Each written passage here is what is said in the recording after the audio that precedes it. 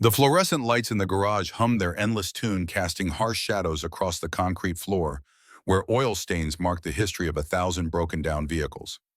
Baylor Day wiped his hands on a rag that had long ago given up any pretense of being clean, his fingers still black with grease from the Honda Civic's stubborn transmission. The clock on the wall read 4:30, which meant Clara would be home from school in 20 minutes, which meant he needed to close up shop and pretend he hadn't spent the entire afternoon trying not to think about the fact that Boston had called him 3 times today. His best friend never called 3 times unless he wanted something, and Baylor already knew what that something was. The blind date, the setup, the well-meaning intervention disguised as a casual suggestion that had started 6 weeks ago and had somehow metastasized into an actual plan with an actual restaurant reservation for an actual Friday night. Tonight. The reservation was for tonight. Baylor tossed the rag onto the workbench and stared at his hands. 34 years old, and they looked 50 scarred and calloused from years of working with metal and machinery. These were hands that had changed diapers and braided hair, hands that had held his wife while she died, hands that had signed death certificates and picked out caskets and done all the terrible administrative work that came with losing someone you loved. These were not hands that belonged on a date. The shop door chimed. Marcus, his assistant, poked his head in from the front office. "Boss, I'm heading out unless you need me to stick around." Baylor shook his head. "Go home. Tell Angela I said hi." Marcus grinned in that easy smile of a man whose wife was alive and waiting for him. "Will do. And hey, Boston called again. Said to remind you about tonight. Said if you bail, he's going to show up at your house and physically drag you to the restaurant." Of course he did. Marcus disappeared and Baylor was alone with the Civic and the fluorescent hum and the creeping dread that had been building in his chest all week. He'd agreed to this date in a moment of weakness, worn down by Boston's relentless optimism and Clara's two wise observations about how he never did anything except work and parent anymore. His daughter was 9 years old and already understood loneliness better than most adults. "Daddy, you should go out sometimes. Mommy would want you to be happy." Kids weren't supposed to worry about their parents' happiness. That was backwards. But Clara worried anyway because she'd lost her mother at 6 and spent the 3 years since then watching her father slowly transform into someone who went through the motions of living without actually participating in life. Baylor locked up the shop and drove home through Columbus traffic, past strip malls and fast food restaurants, and all the mundane architecture of suburban Ohio. November had stripped the trees bare, leaving skeletal branches against a gray sky that threatened snow, but never quite delivered. The house appeared at the end of Maple Street, a modest 2-story with blue siding that Elise had picked out because she said it reminded her of the ocean, even though she'd never seen the ocean, even though she'd grown up in foster care and spent her childhood in landlocked states where water meant rivers and lakes, never the vast, endless blue she'd dreamed about. They'd promised themselves they'd go to the coast someday, California maybe, or the Outer Banks, somewhere with sand and waves and the smell of salt in the air. But someday had run out when Elise's heart decided to stop working when a virus nobody could name had attacked the muscle tissue and turned her body against itself, and all the dreams of oceans and beaches had died with her in a hospital room that smelled like antiseptic and despair. Clara's bike lay abandoned in the driveway. Baylor parked beside it and sat in the truck for a moment, gathering the energy to go inside and face his daughter's enthusiasm about this stupid date. She'd been excited all week, picking out his shirt, making him promise to be nice, offering advice that no 9-year-old should have to give. Just talk to her daddy, ask her questions, smile sometimes. You have a good smile when you remember to use it. The front door opened before he reached it. Clara stood there in her school uniform, dark hair pulled back in a ponytail that was already coming loose, her brown eyes bright with anticipation. "You're cutting it close. The reservation is at 6:30. Hello to you too, kiddo." She grabbed his hand and pulled him inside past the living room, where Elise's photo still sat on the mantel, past the kitchen where they had eaten breakfast together that morning, straight to the stairs. "You need to shower. You smell like car oil. And we picked out your blue shirt. Remember the one Mom bought you for your anniversary?" Clara, her name came out gentle but firm. "I'm not wearing that shirt." His daughter stopped on the stairs, turned to face him. Her expression shifted, that quick transition from excitement to understanding that happened too often that made her seem older than her years. "Okay, wear the gray one then, but you still need to shower." She was right, of course. He showered in the bathroom he used to share with Elise, dried off with towels they'd picked out together at Target, stood in front of the mirror, and tried to remember what he used to look like before grief had etched itself into the lines around his eyes. 34 but looking 40. Dark hair starting to gray at the temples. Face too thin because he forgot to eat lunch most days, too focused on work to remember that his body needed fuel. The gray shirt fit looser than it had a year ago. Baylor stared at his reflection and tried to imagine sitting across from a stranger making small talk, pretending to care about getting to know someone new. The whole concept felt exhausting before it had even begun. Clara appeared in the doorway holding his watch. "You forgot this." She fastened it around his wrist with careful fingers, the same way Elise used to do. "What's her name again, Olivia? She's a kindergarten teacher. Boston's cousin's girlfriend works with her." "That's a lot of degrees of separation." "Yeah, well, that's how these things work, apparently." Clara stepped back, examined him with a critical eye. "You look handsome. Nervous but handsome. Just remember what we talked about. Be yourself, ask questions. Don't spend the whole time talking about mom." That last instruction landed like a punch. Baylor knelt down to his daughter's level. "I'm always going to talk about your mom. She's part of who I am, I know. But maybe not on the first date, just this once. Try to be someone who's not sad all the time." The words hurt because they were true. Somewhere along the way, sadness had become his defining characteristic. Baylor Day the widower. Baylor Day the guy who lost his wife. Baylor Day the mechanic with the dead wife and the too wise daughter, and the life that had stopped moving forward 3 years ago. "I'll try, sweetheart. That's all I'm asking." Clara hugged him tight, her small body pressed against his chest, and for just a moment, Baylor felt the full weight of what he was about to do. Moving forward, opening himself up to the possibility of connection, betraying Elise's memory by even considering the idea that someone else might occupy space in his life. Boston's car pulled up outside at exactly 6 o'clock. His best friend had insisted on driving, claiming he didn't trust Baylor not to bail halfway there. The observation was insulting and entirely accurate.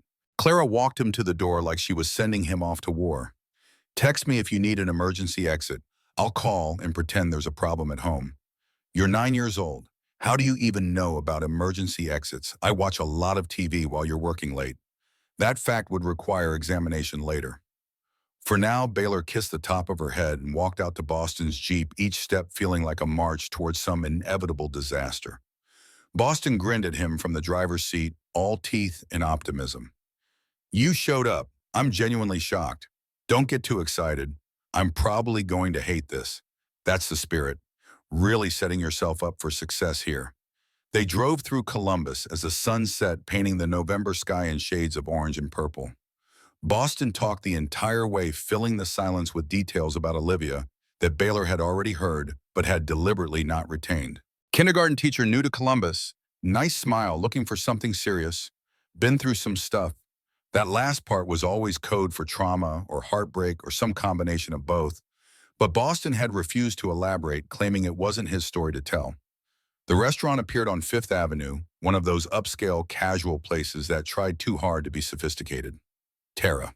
Baylor remembered Elise making fun of restaurants with one-word names, calling them pretentious, suggesting they go to the diner down the street instead, where the food was cheaper and the portions were bigger and nobody cared if you wore jeans. Boston pulled into a parking space and killed the engine. "Okay, real talk. Are you going to be okay in there?" Baylor stared at the restaurant's front door, watching well-dressed couples walk in and out, moving through their lives with the casual ease of people who hadn't lost everything. "Probably not. But I'm here, so I might as well go through with it." That's the most depressing pep talk I've ever heard, but I'll take it. Just remember, man, it's 1 hour. 1 hour of polite conversation and then you're done. You never have to see her again if you don't want to. 1 hour, 60 minutes, 3,600 seconds of pretending to be someone capable of romantic interest. Baylor could survive that. He'd survived worse. Inside the restaurant smelled like rosemary and expensive wine. Soft jazz played from speakers hidden somewhere in the exposed brick walls. Edison bulbs hung from the ceiling, casting everything in warm amber light that was probably meant to be romantic, but just made Baylor think about how much he'd rather be home with Clara watching bad TV. The hostess was young, early 20s with a practiced smile and a tablet. Reservation for 2 day, 6:30. She tapped the screen, nodded. Right this way. The table was in the corner, partially hidden by a decorative partition made of reclaimed wood. Private enough for intimacy, visible enough that he wouldn't feel trapped. Baylor sat down facing the door because some instinct told him he'd want to see Olivia arrive, want that moment of preparation before she sat down across from him. The hostess left him with 2 menus and a water glass. Baylor checked his phone. 6:28. Boston had texted him a string of encouraging emojis that did absolutely nothing to calm the rising panic in his chest. The restaurant filled up around him. Couples mostly. A few groups of friends. Everyone looked comfortable, at ease, like they belonged in this world of cloth napkins and carefully plated food. Baylor felt like an imposter, a mechanic wearing his only nice shirt playing dress-up in a life he no longer recognized. 6:30 became 6:35. The waiter came by, offered drinks, retreated when Baylor said he was waiting for someone. 6:35 became 6:40. Maybe she'd changed her mind. Maybe she'd looked him up on social media, seen the photos of him, and Elise decided she didn't want to be someone's rebound or replacement. That would be fine.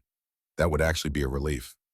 The front door opened. Baylor glanced up out of reflex, expecting another couple, another group of friends.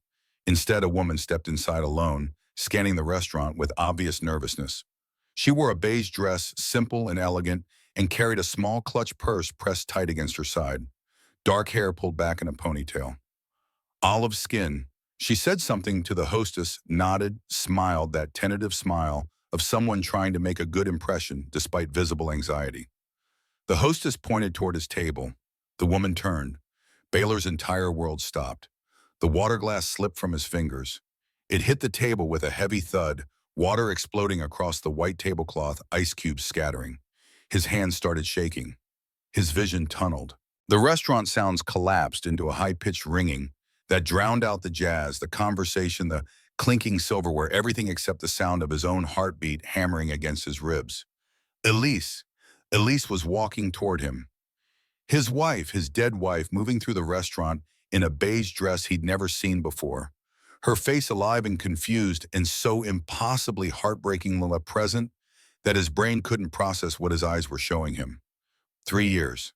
3 years since he'd watched her die in a hospital bed, her hand going cold in his, her final breath rattling out of damaged lungs. 3 years since he'd picked out her casket and stood at her funeral and explained to a 6-year-old Clara that mommy wasn't coming home. 3 years of learning to live with the hole her absence had left, of teaching himself to function despite the constant ache of missing her. And now she was here, walking toward him, real and solid and wearing someone else's dress. The woman reached the table. Her brow furrowed with concern. "Are you okay?" That voice. Not quite Elise's voice. Similar pitch, similar cadence, but missing the slight rasp that had developed in those final months when talking became difficult. But close enough to make Baylor's chest constrict, to make breathing feel like drowning. His hands gripped the edge of the table. White knuckles, shaking fingers. Every rational part of his brain screamed that this was impossible. Elise was gone twice. He'd buried her. He'd scattered her ashes in the park where they used to take Clara on summer afternoons. This woman couldn't be her, couldn't be real, but his eyes refused to see anything except his wife's face, his wife's gentle brown eyes, his wife's dimple on her left cheek, when she half smiled with worry. The woman reached out like she might touch his arm. "You look really pale. Should I get someone?" Words tried to form and failed. Baylor stood so fast his chair scraped loud against the floor. Other diners turned to look. The jazz music kept playing, oblivious to the fact that reality had just shattered into pieces. "I'm sorry." The words came out strangled, barely recognizable as language. "I'm so sorry. I can't. I have to go." His wallet appeared in his hand's muscle memory, taking over while his conscious mind spiraled. He threw 2 20s on the table, way too much for a glass of water, not nearly enough to apologize for whatever this was. His legs moved, one foot in front of the other, walking toward the exit, not running, not quite, but close. "Wait." The woman's voice followed him, confused and hurt. "Did I do something wrong?" Baylor pushed through the front door into November cold. The air hit his face like a slap, shocking enough to restore a fraction of clarity. He kept walking, past the valet stand, past the couple waiting for their car, past the intersection where a homeless man asked for change. 3 blocks to where Boston had parked. 3 blocks of pavement, in streetlights, in storefronts that looked normal, that insisted the world was still functioning, still making sense, even though Baylor's entire understanding of reality had just imploded. The Jeep appeared. Baylor leaned against the passenger door and let himself fall apart. His hands shook. His breath came in gasps. His vision blurred with tears he hadn't let himself cry in months, because crying meant acknowledging that Elise was really gone, that she wasn't coming back, that he'd have to keep living in this world where she didn't exist. Except she did exist. She'd just walked into that restaurant. She'd looked at him with concern and confusion and asked if he was okay. His phone rang. Boston's name flashed on the screen. Baylor stared at it for 3 rings before he could make his fingers cooperate enough to answer. What the hell happened? Boston's voice was equal parts confused and concerned. Olivia just called me. She said you ran out of the restaurant like the building was on fire. What's going on? Baylor pressed his forehead against the cold metal of the Jeep. I couldn't do it. Couldn't do what? Have a conversation. Man, I know dating is scary, but she looks exactly like Elise. The words came out broken, barely audible over the traffic noise. Olivia. She has Elise's face, Boston. The same hair, the same eyes, the same everything. I looked at her and I saw my wife. Silence on the other end. Not the brief pause of someone gathering thoughts, but genuine shocked silence. That's not possible. I know it's not possible. But I'm telling you, she could be Elise's twin. Same height, same build, same face down to the dimple on her left cheek. It's not just similar. It's exact. More silence. Baylor could hear Boston breathing, could almost hear his best friend's brain working through the implications. I've never met her. Sarah's the one who knows her from work. She just said Olivia was new to Columbus and seemed really sweet. She never mentioned anything about looking like Elise. I swear, man. If I'd known, Boston's voice was thick with guilt now. If I'd known, I never would have set this up. You know that, right? I know. It's not your fault. Baylor slid down the side of the Jeep until he was sitting on the cold pavement, knees pulled up to his chest. You couldn't have known. Nobody could have known. What do you mean she looks exactly like Elise? I mean, if I didn't know Elise was dead, if I hadn't watched her die, I would swear that was her walking into the restaurant. Same everything, Boston. It's like looking at a ghost. Another long silence. Baylor closed his eyes and tried to steady his breathing, tried to push down the panic that threatened to overwhelm him completely. Baylor, didn't you tell me Elise was adopted? The question came out careful, like Boston was approaching something fragile. Yeah, found at a state fair in Oregon when she was 3. No parents, no ID, no memory of where she came from. Police searched for weeks, but nobody ever claimed her. Sarah mentioned something when she was trying to convince me to set you guys up. She said Olivia had moved to Columbus, looking for family, that she was searching for someone. The implication hung in the air between them, too enormous to fully articulate. What kind of family? Boston took a breath. Sarah said Olivia was looking for a twin sister, that they'd been separated when they were kids, that she'd been trying to find her for years. The world tilted sideways. Baylor sat on cold pavement outside a restaurant in Columbus, Ohio, while everything he thought he understood about his wife's life rearranged itself into a new and terrible configuration. A twin. Elise had a twin sister. I think you just met your wife's twin sister. Boston's voice was quiet, almost reverent, like he understood the weight of what he was saying. I think you just met the family Elise never knew she had. Baylor didn't go home. He couldn't. Not yet. Not with his mind spinning through every conversation he had ever had with Elise about her past, every time she'd wondered aloud about where she came from, whether her biological parents were alive, whether she had siblings somewhere who'd been separated from her in whatever circumstances had led to a 3-year-old wandering alone at a crowded state fair. She'd never known. She'd died not knowing. He drove aimlessly through Columbus, past neighborhoods he recognized, in streets he'd never noticed before. The city lights blurred through tears he kept wiping away with the back of his hand. His phone buzzed with texts from Boston from Clara, asking how the date was going from the universe, demanding he engage with reality, when reality had just proven itself fundamentally unreliable. Memories surfaced without permission. Elise at 20 walking into that community center, where he was teaching basic car maintenance to single mothers. She'd been late, flustered, apologizing to everyone as she found a seat in the back. Their eyes had met across the room and something had shifted in Baylor's chest, some recognition he couldn't name at the time, but understood later as the moment when his life had divided itself into before and after. He'd forgotten every word of his prepared lessons, stumbled through the basics of checking oil levels while sneaking glances at the woman in the back row who took notes with fierce concentration and smiled at him whenever he looked her way. After class, she'd approached him with a question about tire pressure that he suspected she already knew the answer to, and they'd talked for an hour in the parking lot while the late afternoon sun painted everything gold. What were you doing before this? Before teaching car maintenance, working at my dad's shop. Still working at my dad's shop, actually. The teaching is volunteer a couple nights a week. That's nice. That you volunteer, I mean. Not everyone does. She'd tucked a strand of dark hair behind her ear, a gesture that would become familiar over the years that Clara had inherited and used in exactly the same way. What about you? What brings you to a car maintenance class? Her smile had faltered just for a second. Trying to be less dependent, I guess. Grew up in foster care and never really learned practical stuff like this. Figured it was time. That was the first time she'd mentioned her past, and it wouldn't be the last. Over the months and years that followed, Elise had shared pieces of her childhood in careful, measured doses. The state fair where she'd been found. The kind foster mother who'd taken her in. The years of wondering why nobody had come looking for her, what she'd done wrong, to be abandoned by whoever her parents had been. She'd carried that abandonment like a wound that never fully healed.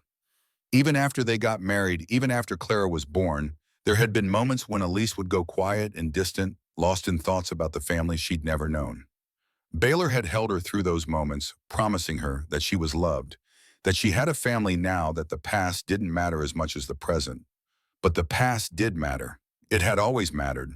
And now it was walking around Columbus in a beige dress searching for a sister who died 3 years ago. Baylor pulled into the parking lot of the park where he'd scattered Elise's ashes. It was fully dark now, the playground equipment casting strange shadows in the streetlight glow. He sat in the truck and stared at the spot under the oak tree where he'd said goodbye, where he'd poured gray dust into flower beds, and tried to find meaning in the ritual of returning her body to the earth. If Elise had a twin, that meant someone had been looking for her. Parents, maybe. Family who'd lost a child at a fair and spent years searching. Elise had died thinking she'd been unwanted, abandoned by people who'd never cared. But if Olivia was searching for a twin sister she'd been separated from, that meant Elise had been wanted, loved, missed. She'd never known. Baylor had held her hand while she died, watched the light fade from her eyes, and she'd never known she had a sister who was still looking for her, still hoping to find her after all these years. The unfairness of it was staggering. Not just that Elise had died young, though that was tragedy enough, but that she'd spent her entire life believing herself unwanted, that she'd carried that wound until it killed her, and the truth had been so close all along. If Olivia had found her even a few years earlier, if they'd lived in the same city, crossed paths in a grocery store, noticed the uncanny resemblance. If fate had been even slightly kinder. But fate wasn't kind. Fate was random and cruel and didn't care about timing or fairness or the fact that two sisters had deserved to know each other, to have even a few years together before one of them stopped existing. Baylor's phone rang again, Clara's name this time. He answered because not answering would worry her. "How was it, Daddy?" Her voice was bright with hope and curiosity, and Baylor's heart broke all over again because he had to figure out how to explain this to his 9-year-old daughter. "It was complicated, sweetheart. Did she like you? Did you like her?" "I don't know. I didn't really give her a chance to." "What do you mean?" How did he explain this? How did he tell Clara that he'd just seen her mother's face on a stranger, that the universe had delivered a reminder of everything they'd lost, wrapped up in the form of a woman neither of them had known existed? "She reminded me of someone, of Mom, and it was hard to deal with, so I left." "Oh." Clara's voice went small and careful. "Are you okay?" "No, not really, but I will be. Do you want me to call Uncle Boston? Have him come get you? I'm already driving around. I'll be home soon. Don't worry about me. I always worry about you." The admission landed heavy, 9 years old and already carrying burdens that weren't hers to bear. Baylor closed his eyes against fresh tears. "I love you, Clara Bear. Love you too, Daddy. Drive safe." The line went dead, and Baylor sat in the parking lot of the park where his wife's ashes were scattered, trying to gather the strength to go home and face his daughter, and somehow begin to process what had just happened. It was nearly 9 when he pulled into the driveway. The house was lit up, every window glowing warm against the November darkness. Clara had left the porch light on for him, a habit she'd developed after Elise died, making sure he always came home to light instead of darkness. Inside, his daughter was curled up on the couch in her pajamas, math textbook open on her lap, clearly waiting for him despite the late hour. She looked up when he walked in, her expression shifting from forced casual to genuine concern when she saw his face. "You've been crying." It wasn't a question. "Yeah, I have." Baylor sat down in the armchair across from her, suddenly exhausted in a way that had nothing to do with physical tiredness. "We need to talk about something big." Clara closed her textbook and set it aside, giving him her full attention, with that serious expression she got when the world was about to shift beneath her feet. "The woman I was supposed to meet tonight, Olivia, she looks exactly like your mom." His daughter blinked, processing. "What do you mean exactly? I mean, if I didn't know Mom was gone, I would have thought it was her walking into the restaurant. Same face, same hair, same everything." Clara's eyes widened. "Like a doppelganger, sort of. But I think it might be more than that. Uncle Boston found out that Olivia moved to Columbus looking for a twin sister she was separated from when they were kids. The implication hung in the air. Clara was smart enough to connect the dots, her young mind working through the mathematics of orphaned children and separated siblings and the woman who died being her mother. Mom had a twin sister, I think so.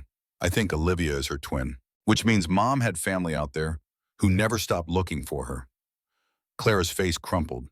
Tears spilled down her cheeks, and Baylor crossed the space between them in an instant, pulling his daughter into his arms while she cried. He held her and let her process the information, let her grieve for the grandmother she'd never meet. The aunt she'd never know her mother had all the family connections that had been severed by chance and distance and terrible timing. "It's not fair." Clara's voice was muffled against his chest. "Mom should have known. She should have known she had a sister." "I know, sweetheart, I know." They sat like that for a long time, father and daughter wrapped up in shared grief in the cruelty of circumstances beyond anyone's control. Eventually, Clara pulled back, wiping her eyes with the sleeve of her pajamas. "What's going to happen now? I don't know. I ran out of the restaurant before we could talk. I didn't know what to say to her." "Are you going to tell her about Mom?" "I think I have to. She's been looking for her sister for who knows how long. She deserves to know what happened. Even if the truth is going to destroy her." Clara nodded slowly. "She'll want to know everything. About Mom, about us. She'll want to know her sister's life. Yeah, she probably will." "Are you going to tell her Baylor thought about that? About sitting across from a stranger who wore his dead wife's face and recounting Elise's entire life, all the joy and pain and ordinary moments that had added up to a person who was gone now?" It felt impossible and necessary in equal measure. "I think I have to. For Mom's sake. For Olivia's sake. They both deserve to know each other, and they never got that chance. The least I can do is make sure Olivia knows who her sister was." Clara was quiet for a moment, thinking with that intense focus she inherited from Elise. "Can I meet her, Olivia, I mean? Can I meet Mom's twin sister?" The request caught Baylor off guard. He'd been so focused on his own reaction, his own inability to cope with seeing Elise's face on a stranger, that he hadn't considered what this might mean for Clara. A connection to her mother, however indirect. A chance to see those familiar features again, to hear a voice that was similar even if not identical. "Maybe. Eventually, if Olivia wants to meet you, but let me talk to her first, okay? Let me explain everything, and then we'll see what happens." "Okay." Clara leaned against him, small and warm and trusting. "I miss her, Daddy, I know. I miss her too. Do you think she knew? Wherever she is now, do you think she knows she had a sister looking for her?" Baylor didn't believe in much anymore. 3 years of grief had stripped away most of his faith in anything beyond the concrete reality of loss. But for his daughter's sake, he tried. "I think if there's any way for her to know, she does. And I think she'd want us to help Olivia find the answers she's been looking for. Even if those answers are sad, especially then, truth matters even when it hurts." Clara nodded against his chest, and they sat in the quiet house, surrounded by photos of Elise, by the life they'd built and lost, and tried to make sense of how the past had just crashed into the present in the form of a woman neither of them had known existed. Eventually, Clara went up to bed. Baylor stayed downstairs staring at Elise's photo on the mantel. She smiled at the camera from 5 years ago, healthy and happy, holding baby Clara with that expression of absolute joy that had defined her approach to motherhood.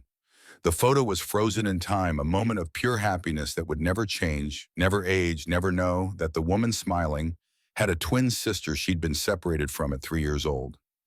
His phone buzzed, a text from Boston. "Call me when you're ready to talk." Baylor wasn't ready. Might never be ready. But he called anyway because avoiding this wouldn't make it go away. "Hey man, you doing okay?" Define okay, fair point. "Listen, I talked to Sarah. She's been friends with Olivia for about 3 months since Olivia moved to Columbus. She didn't know much about the twin sister story, but she asked Olivia about it tonight." Baylor's stomach tightened. What did she say? Boston took a breath. Olivia's been looking for her twin since she was 18. They were separated at the Oregon State Fair when they were 3. Olivia stayed with their parents, but her sister disappeared. Police searched but never found her. The parents died 5 years ago in a car accident, still looking. Olivia's been following up on every lead she can find, trying to track down what happened to her sister. Oregon State Fair, 3 years old. The details matched exactly with what Elise had told him about being found. The pieces fit together with sickening clarity. Elise never knew anyone was looking for her. She died thinking she'd been abandoned. Boston was quiet on the other end. "That's really rough, man. I'm sorry. What do I do, Boston? How do I tell this woman that her sister is dead, that she's been searching for years and the person she's looking for has been gone for 3 of them? I don't know, but I think you have to.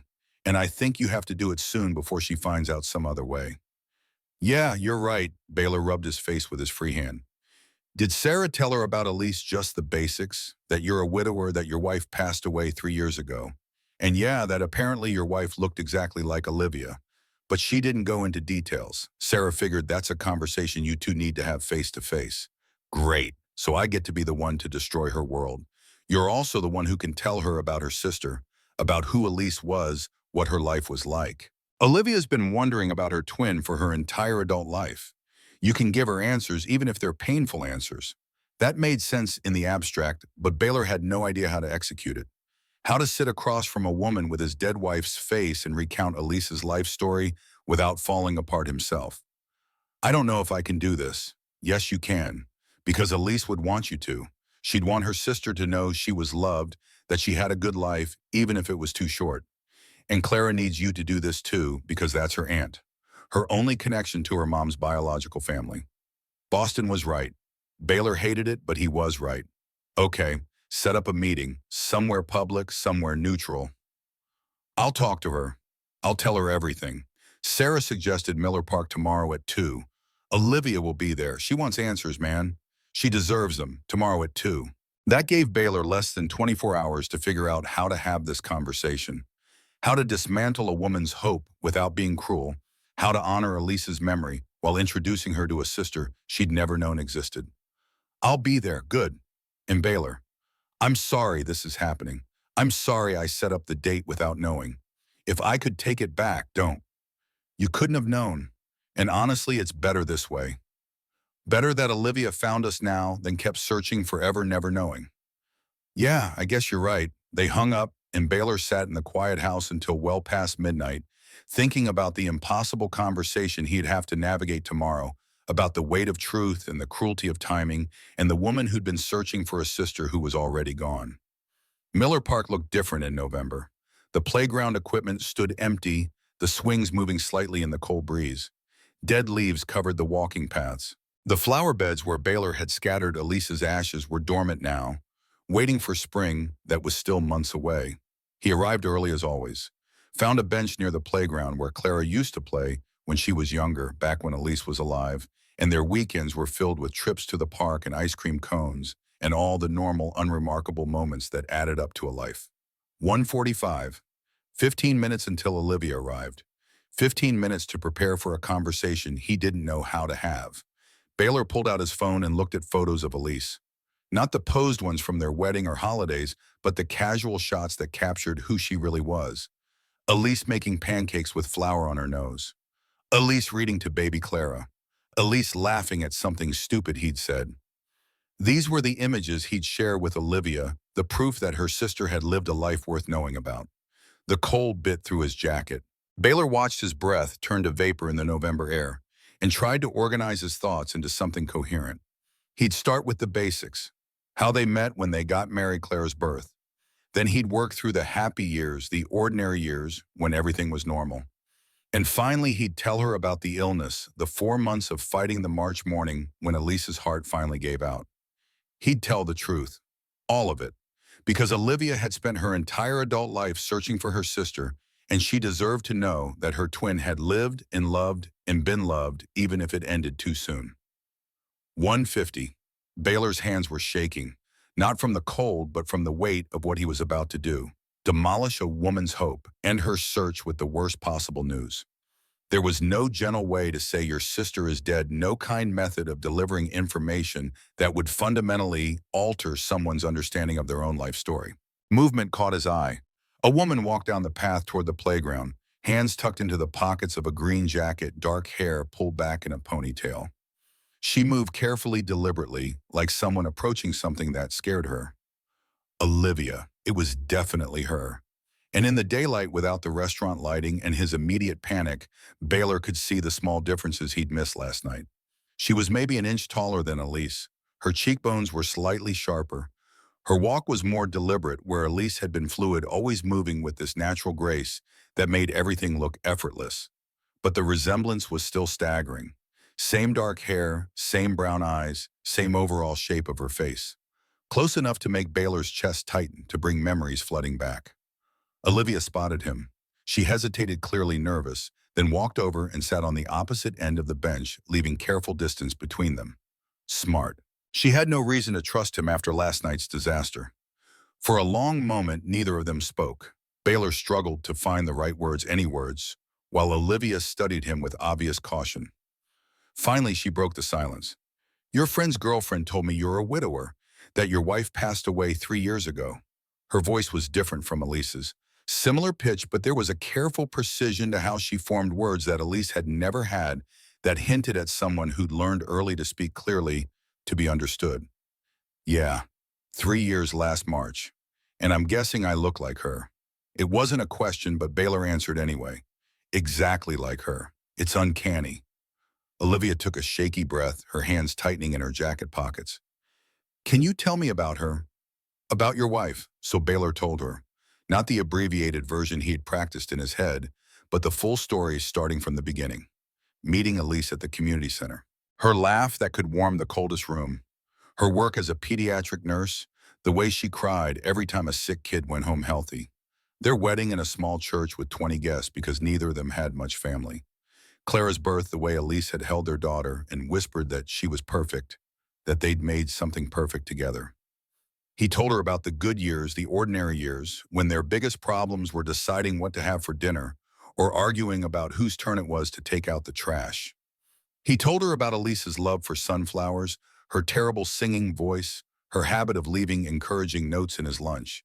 He told her about the foster kids Elise mentored, the way she understood what it was like to grow up without biological parents, how she'd spent her entire life building family from scratch. And then he told her about the illness. The viral myocarditis that attacked Elise's heart in December. Way she'd seemed fine one day and was in the hospital the next. 4 months of fighting, of hoping, of watching her body slowly fail, despite every intervention the doctors tried.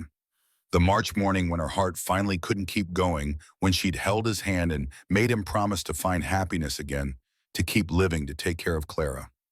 By the time Baylor finished, Olivia was crying openly. Tears streamed down her face and she didn't bother wiping them away. I've been looking for her since I was 18. Olivia's voice cracked. 16 years of following leads and searching databases and hoping every time the phone rang that it would be someone with information. And the whole time she was here. She was in Ohio and I never knew. Baylor wanted to say something comforting, but there was no comfort for this. Olivia had spent 16 years searching for someone who'd been in the same country, who'd gotten married and had a child and lived a full life while her twin sister was desperately trying to find her. The cruelty of near misses and bad timing was almost too much to bear. She never knew she had a sister. The admission felt like a betrayal, like he was adding insult to injury by revealing that Elise had died ignorant of the one thing that might have healed her deepest wound. She thought she'd been abandoned, that nobody wanted her. She carried that her whole life. Olivia pulled something from her jacket pocket, a photograph worn at the edges from being handled too many times. She held it out with a shaking hand. This is us. This is me and my sister before we were separated. Baylor took the photo carefully like it might disintegrate at his touch. The image showed two little girls, maybe 3 years old, sitting together on a porch swing. They were identical. Same dark hair and pigtails, same bright smiles, wearing matching yellow dresses. Behind them stood a young couple, the man's hand on one girl's shoulder, the woman's hand on the other. A family, a complete family, before something terrible tore it apart. Tell me about your parents. The words came out rough, barely more than a whisper. Olivia wiped her eyes with the back of her hand. They were good people. Dad was a carpenter, Mom was a teacher. They loved us so much. After the fair, after my sister disappeared, they never stopped looking. Filed police reports, hired private investigators, spent every spare dollar they had trying to find her. They'd celebrate both our birthdays every year, even when it was just the three of us. Kept a room ready just in case. She paused, struggling to continue. They died 5 years ago. Car accident. They were on their way to meet with another investigator who had claimed to have a lead. They died, still believing she was out there somewhere, still looking. 5 years ago, which meant Elise's biological parents had died while she was still alive, while she was still in Columbus with Baylor, and Clara living her life completely unaware that people were actively searching for her. If timing had been different, if the investigator's lead had been faster, if someone had connected the dots just a few months earlier, Elise might have reunited with her family, might have known she was wanted, loved, missed. I'm so sorry. Baylor's voice broke on the words. I'm so sorry Elise never knew. She would have wanted to meet you, to know your parents, to understand where she came from. Olivia stared at the photograph in Baylor's hands. Tell me her name. You keep saying my wife and she, but tell me her name. I need to know my sister's name. Elise. Her name was Elise. Elise Marie Day. Elise. Olivia repeated the name like a prayer, like she was trying to make it real through repetition. That's beautiful. Was that the name they gave her foster family? Marie was. Elise was her choice when she turned 18. She wanted a name that felt like hers, not something assigned to her. That sounds like something I would do. The observation hung in the air. These two women, separated at 3 years old, raised in completely different circumstances, had still developed similar patterns, similar ways of thinking. The connection between twins was real, even when they'd never known each other. I've been in Columbus for 6 months. Olivia's voice was barely audible. An old foster care record suggested a girl matching her description had been placed with a family here. It was another dead end. The girl from the record aged out of the system years ago and moved away. But I stayed because something felt right about this place. Because I kept thinking maybe this was where I'd finally find her. You did find her, just not in the way you hoped. Olivia laughed, but it was a bitter sound without any humor. I was too late. I spent 16 years searching, and I was 3 years too late. If I'd moved to Columbus sooner, if I'd found the right records faster, I could have met her. We could have had time together. There was no answer to that. No way to make the timing less cruel or the loss less profound. Baylor sat beside his dead wife's twin sister while they both grieved for someone only one of them had known, for all the moments that should have happened and never would. Minutes passed. The cold deepened. Baylor watched Olivia try to process everything he'd told her. Watched her cycle through grief and anger and disbelief in waves that he recognized from his own experience with loss. Finally, Olivia turned to face him fully. Tell me about your daughter. Tell me about Elise's daughter. Clara's 9 now. She was 6 when Elise died. Old enough to remember her, but young enough that the memories are going to fade eventually, no matter how hard we try to keep them alive. He pulled out his phone, showed Olivia photos of Clara, his daughter on her 9th birthday, gap-toothed and grinning. Clara at a soccer game covered in mud. Clara reading on the couch, lost in a book the way Elise used to get lost in books. She looks like Elise. Olivia's finger hovered over the phone screen, not quite touching. Around the eyes especially. And that smile. Yeah, she's got her mother's smile. Got her kindness too. Clara's always worried about everyone else, making sure people are okay. That's pure Elise. What does Clara know about me? I told her last night. After everything happened at the restaurant, after I realized what was going on, I went home and told her you exist. That her mom had a twin sister she never knew about. How did she take it? She cried. She's sad that Elise never got to know you. Never knew she had a biological family who loved her. But she also asked if she could meet you. The words made Olivia's eyes fill with tears again. She wants to meet me eventually, yeah, if you want to meet her. But I needed to talk to you first, needed to explain everything before I brought my daughter into this situation. Olivia was quiet for a moment thinking, I want to meet her. I want to meet my niece. I want to know everything about Elise, everything you haven't told me yet. I know this is hard for you seeing my face and being reminded of what you lost. But she was my sister. I've spent half my life looking for her, and you're the only person who can tell me who she really was. I know, and I'll tell you everything. But Olivia, I need you to understand something. Baylor made himself meet her eyes, made himself be honest, even though the honesty was uncomfortable. This is going to be complicated. For me, for Clara, probably for you too. Every time I look at you, I see her. And I don't know how long it's going to take before I can see you as a separate person instead of just a reminder of what I lost. I understand. Do you? Because I'm not sure I do. I ran out of that restaurant last night because I couldn't handle it. I might keep doing that. I might keep having moments where I can't deal with seeing Elise's face on someone else. Then we'll take it slow. One conversation at a time, one meeting at a time. I'm not going anywhere, Baylor. I just found the only connection I have to my sister. I'm not walking away from that. Her voice was steady, determined. This was someone who'd spent 16 years searching, who knew how to be patient, who understood that some things were worth working for even when they were difficult. Okay, slow. We can do slow. Baylor stood his legs stiff from sitting in the cold. Clara's at a friend's house this afternoon. If you're free now, you could come over. See where Elise lived. See her daughter. Now Olivia looked startled. I thought you'd want time to prepare Clara, to make sure she's ready. She's been ready since last night. The second I told her about you, she started asking when she could meet her aunt. That kid's been waiting her whole life to have more family, and you're it. The word aunt landed heavy between them. Olivia wasn't just a stranger who looked like Elise. She was Clara's blood relative, the only living connection to Elise's biological family. That relationship had weight, had meaning beyond the shock of physical resemblance. Okay, yes, I'd like to meet her. Olivia stood, wiped her face one more time. Just give me a minute to pull myself together. Take your time. This isn't easy for any of us. They walked to their cars in silence. Baylor gave Olivia his address, told her to follow him. 20 minutes across Columbus to the house with blue siding that Elise had picked out because it reminded her of an ocean she'd never seen. The drive gave Baylor time to second-guess everything. Was this too fast? Should he have waited, given everyone more time to process? But Clara had specifically asked to meet Olivia, and keeping them apart felt cruel, like denying his daughter the one thing that might ease the constant ache of missing her mother. He pulled into the driveway. Olivia parked on the street. They both sat in their vehicles for a moment, gathering courage for the next impossible conversation. Finally, Baylor got out, walked up to Olivia's car, tapped on the window. She rolled it down. Before we go in, there's something you should know. The house is full of Elise's things. Her photos are everywhere. Her clothes are still in the closet because I can't bring myself to donate them. It's going to be like walking into a shrine to my dead wife, and that might be uncomfortable for you. Olivia nodded slowly. I understand. But Baylor, you need to understand something too. I'm not her.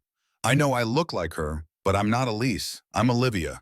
And I need you to try to remember that even when it's hard. The request was fair and possibly impossible to fulfill, but Baylor agreed anyway. I'll try. Inside the house smelled like the vanilla candles Clara insisted on burning because they reminded her of when her mother was alive. Photos lined the hallway. Elise and Baylor on their wedding day. Elise holding baby Clara. Elise and Clara at the zoo, at the park at home. An entire life documented in frames. Olivia stopped at each photo, studying them with intense focus. Her fingers reached out, hovering near the images like she wanted to touch, but didn't dare. She was beautiful. Yeah, inside and out. Clara looked so much like her in this one. Olivia pointed to a photo of 5-year-old Clara, gap-toothed and grinning at the camera. That was taken about a year before Elise died. That park in the background, Miller Park, that's where I scattered the ashes. The admission made Olivia flinch.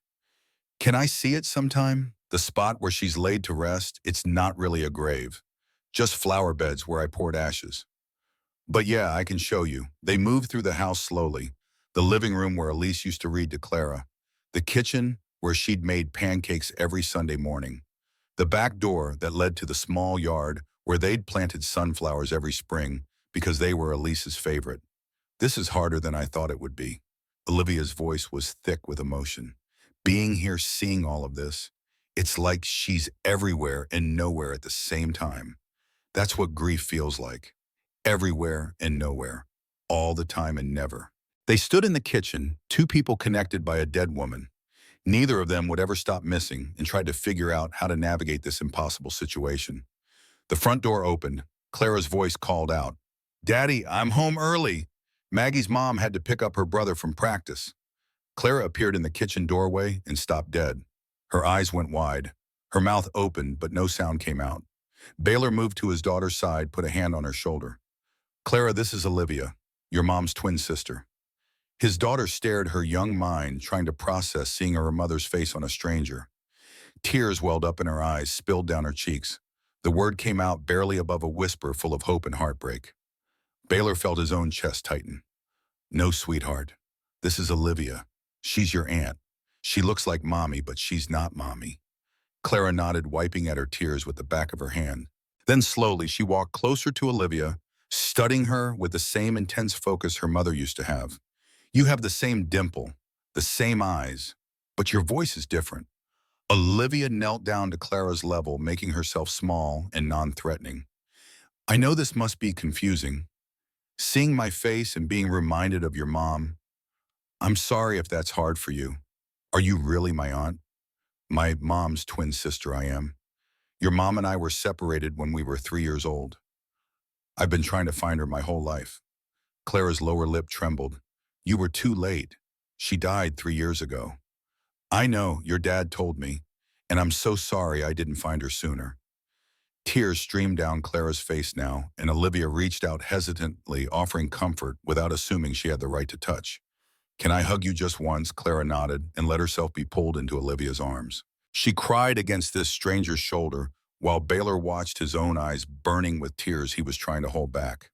When Clara finally pulled away, she wiped her face and looked up at Olivia with those two serious eyes.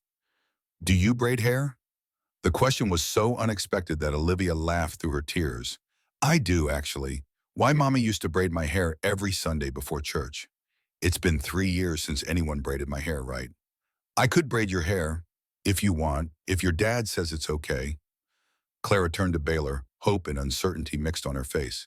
"Can she, Daddy?" Every instinct screamed that this was too fast, too much, that he was letting a stranger step into Elise's role before any of them were ready. But Clara's expression was so hopeful, so desperate for this connection to her mother through the only family member she had left. "Yeah, sweetheart. If Olivia doesn't mind, I don't mind at all." Clara grabbed Olivia's hand and pulled her toward the living room couch.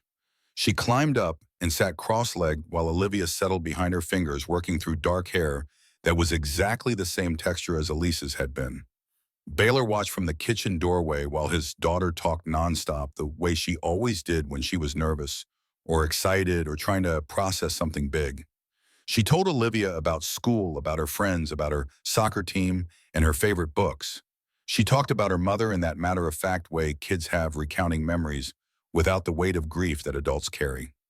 Olivia listened to every word, her fingers moving through Clara's hair with practiced ease, creating a French braid that looked exactly like the ones Elise used to make. When she finished, Clara ran to the hall mirror to admire the work. "It's perfect, just like how Mommy used to do it." The words should have hurt, should have felt like someone was replacing Elise, stepping into shoes that weren't theirs to fill. Instead, Baylor felt something in his chest loosen slightly, some tension he'd been carrying since the restaurant last night releasing its grip. This wasn't replacement. This was connection. This was a little girl getting to know her aunt, getting to have a piece of her mother back, even though her mother was gone. And maybe that was okay. Maybe that was even good. Olivia stayed for dinner. She offered to leave, said she didn't want to intrude, but Clara begged her to stay, and Baylor found himself agreeing before he'd really thought it through. They ordered pizza because none of them had the energy to cook, and they sat at the kitchen table while Clara asked Olivia 100 questions about her life, her job, where she lived, what she liked to do. "What about your parents?" "My grandparents." Clara's question was innocent, but it made Olivia's expression falter. "They died 5 years ago, in a car accident. They spent their whole lives looking for your mom, hoping to find her." "Did they have any other kids?" "Do I have more family I don't know about?" "Just me. It was the three of us after your mom disappeared. No aunts or uncles or cousins. Just us. So you're my only family. Besides Daddy." "Yeah, I guess I am." Clara nodded, processing this information with the same serious expression she used when solving math problems. "Okay, then you should come over more. Family is supposed to spend time together." The declaration was simple and absolute in the way only a child could make it. Baylor saw Olivia's eyes fill with tears again, saw her struggle to maintain composure in front of his daughter. "I'd like that very much. If it's okay with your dad." Clara turned to Baylor. "It's okay, right, Daddy?" He should have said they needed to take things slow, needed time to adjust. But looking at his daughter's hopeful face, at Olivia's careful expression, at the possibility of giving Clara some connection to her mother's biological family, Baylor found himself nodding. "Yeah, it's okay. We can figure out a schedule, make sure everyone's comfortable with the pace." Olivia stayed until 8. Clara showed her artwork, her room, the photo albums full of pictures of Elise. Olivia looked at every single image, studying her twin sister's face like she was trying to memorize every detail. By the time she left, promising to come back soon, all three of them were emotionally exhausted. Baylor tucked Clara into bed, the same routine they'd maintained since Elise died. Prayers and hugs, and the lamp left on because Clara still sometimes had nightmares. "Daddy, do you think Mommy knows about Olivia?" His daughter's voice was small in the darkness. "I think if there's any way for her to know, she does." "Do you think she's happy that we found Olivia?" "Yeah, sweetheart. I think she'd want us to know her sister. I think she'd be glad that you're getting to have family you didn't know existed." Clara was quiet for a moment. "I like her." "Olivia. She's nice. She is nice. She's not Mommy, though. She looks like her, but she's different." Baylor felt something in his chest ease at his daughter's observation. "You're right. She's not Mommy. She's Olivia. And that's okay. She doesn't have to be a replacement to be important." "I know. I'm smart enough to understand that." "Yes, you are." He kissed her forehead the same way he did every night. "Love you, Clara Bear. Love you too, Daddy." Downstairs, Baylor sat in the quiet house and thought about the impossible day he'd just lived through. 24 hours ago, he had been getting ready for a blind date he didn't want. Now he'd met his dead wife's twin sister, told her about Elise, introduced her to Clara, watched them braid hair and share pizza, and begin building some kind of relationship. It should have felt wrong. Should have felt like he was betraying Elise's memory by letting someone else step into her role, by letting Clara form an attachment to this woman who wore his wife's face. But it didn't feel wrong. It felt like healing, like the universe had delivered something good wrapped up in the worst possible timing. His phone buzzed, a text from Olivia. "Thank you for today, for telling me about Elise, for introducing me to Clara. I know this is hard for you, and I appreciate you doing it anyway." Baylor stared at the message for a long moment before responding. "It's hard for all of us, but I think it's right. Clara needs family, and you deserve to know your sister's life." Three dots appeared, disappeared, and appeared again. "Can I ask you something?" Baylor typed back quickly. "Yeah. When you look at me, do you see Elise? Or do you see me?" The question sat on the screen, demanding honesty he wasn't sure he could give. "Both. I see Elise's face, but I'm starting to see that you're different. It's going to take time, but I'm trying. That's all I can ask. More dots, then. Can I come back next week, maybe Sunday?" Clara mentioned something about church. The invitation was carefully worded, not presumptuous, but hopeful. Baylor thought about Sunday mornings, about the routine he and Clara had maintained since Elise died. They'd go to church, then to brunch at the diner, then to the park. Every single Sunday, the same schedule, because routine made grief manageable. But maybe it was time to add someone new to that routine. Maybe that was what Elise would have wanted, what she would have insisted on, if she'd known her sister was out there searching for her. Yeah. Sunday works. Service starts at 10. Clara will be excited. "Thank you, Baylor, for giving me a chance to be part of your lives." He set the phone down and sat in the quiet house, surrounded by photos of his dead wife, trying to understand how his life had shifted so dramatically in the space of 2 days. A blind date gone wrong had revealed a secret neither he nor Elise had ever suspected. And now he was navigating this impossible situation, trying to honor his wife's memory while building a relationship with her twin sister, trying to help his daughter gain family, while managing his own complicated feelings about a woman who wore his wife's face. It was messy and complicated, and nothing like the neat, predictable grief he'd been living with for 3 years. But maybe that was okay. Maybe messy and complicated was better than numb and stuck. Maybe opening their lives to Olivia was the first step toward actually keeping the promise Elise had extracted from him in those final hours, or to keep living to find happiness again, to not let grief turn him into someone frozen in the past. The clock read 10:30. Late enough that he should go to bed, try to sleep, prepare for whatever came next. But Baylor sat in the quiet darkness a while longer, thinking about timing and fate, in the cruel randomness of a world where twin sisters could be separated at 3 years old and spend decades apart before one of them died and the other finally found the family she'd been searching for. Tomorrow would bring new challenges, new conversations, new adjustments, new moments of seeing Elise's face on someone who wasn't her. But tonight, Baylor let himself feel something he hadn't felt in 3 years: hope. Not the desperate, clawing hope of someone trying to bring back what was lost, but the quiet, steady hope of someone beginning to believe that life might offer second chances after all. Sunday mornings developed their own rhythm. Olivia arrived at 9:45, never earlier, never late, and sat in the pew beside Clara, while Baylor took his usual spot at the end. His daughter held Olivia's hand during hymns, leaned against her shoulder during the sermon, and introduced her to church friends as my aunt, who looks just like my mom used to look. The explanations grew easier with repetition. Yes, they were twins. Yes, they'd been separated as children. No, Elise never knew.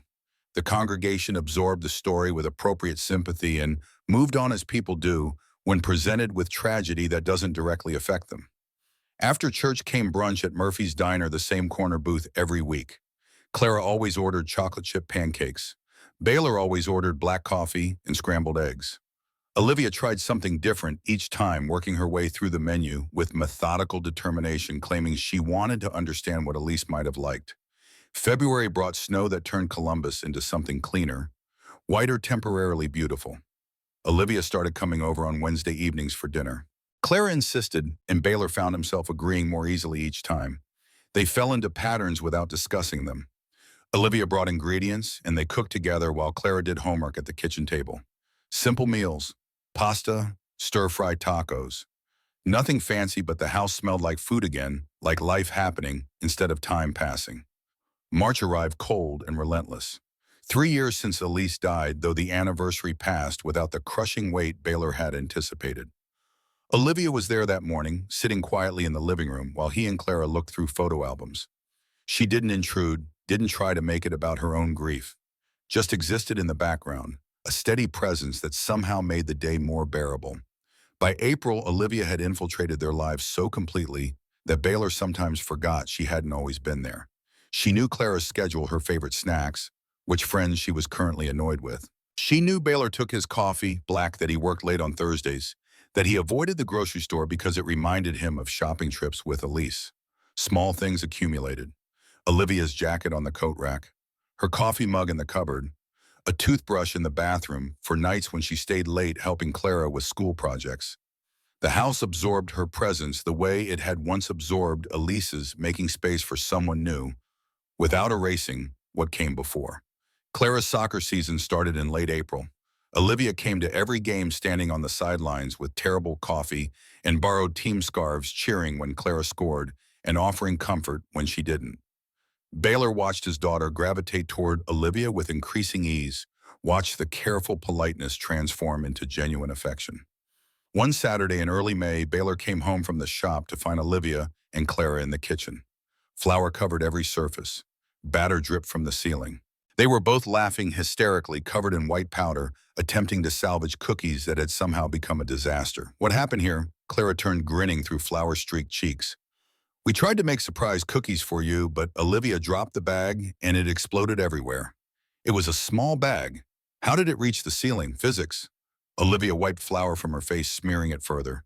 "Very aggressive physics. The kitchen was a war zone. Mixing bowls everywhere, ingredients scattered, flour coating the tile floor in a fine white layer. It should have been annoying, should have been a mess he'd have to clean up after working all day. Instead, Baylor felt something crack open in his chest, some protective barrier he'd been maintaining without realizing it. This was what he'd been missing, not just the presence of another adult, but the sound of laughter, the evidence of living instead of merely existing. Clara was smiling the way she used to smile before Elise died, unguarded and bright.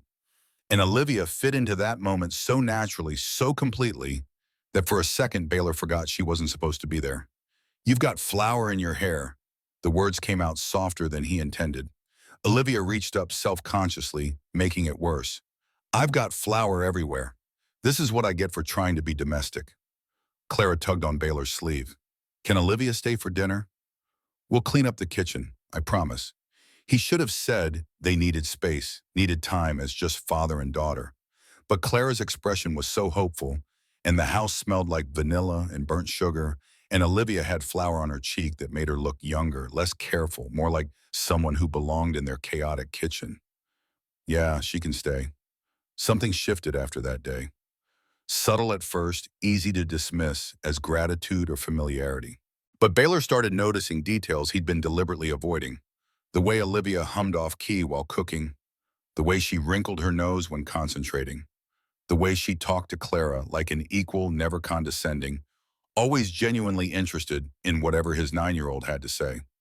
These weren't Elise's mannerisms. They were Olivia's.